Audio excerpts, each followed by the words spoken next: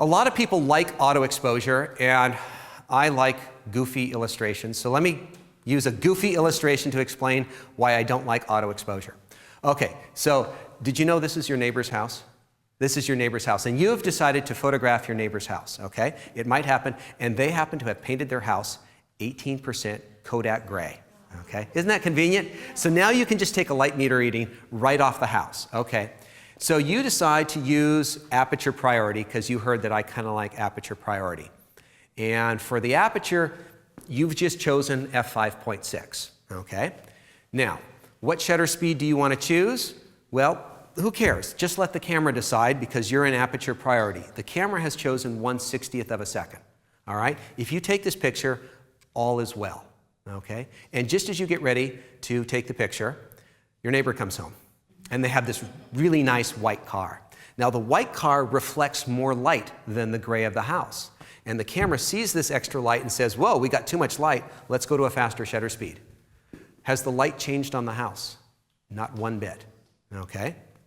Now, what can you do? Well, you go over to exposure compensation and you go, okay, well, this white car is in there. That's going to be, I guess, about 1 stop brighter than average. So I'll dial this up, and that gets you back down to the correct shutter speed of 1/60th of a second. And you go, okay, I made accommodations for this new white car that entered. All right, now I'm ready to take the picture. Oh no, husband came home. Now he's driving the black car, and the camera thinks this is lighter than average when it's actually darker than average, so it changed the shutter speed down to 1/15th of a second. And so you go, okay, wait, I got to go change my exposure compensation down to minus, and now that's going to go change our shutter speed back down to 1/60th of a second. Okay, so now you're finally ready to take the picture, right?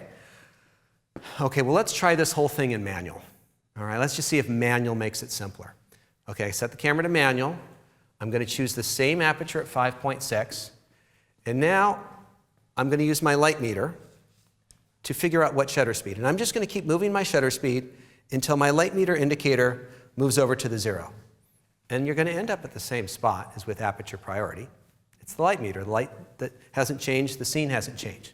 Now, what happens when your neighbor comes home? The light meter says it's gotten brighter, and it's right.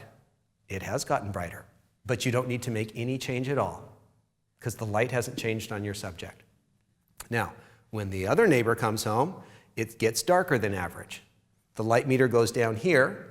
You maintain your cool. You don't freak out. I need to make a change. No, this is darker than average.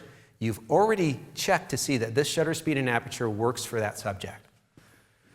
If that car takes off, don't worry about it. The light meter is going to change.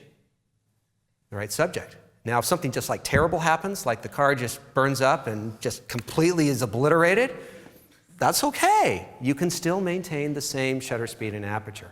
And that's why I like using manual, is that once I have figured out the correct shutter speed and aperture for a given situation, I am done with exposure. I can worry about focusing and composition and working with my subject.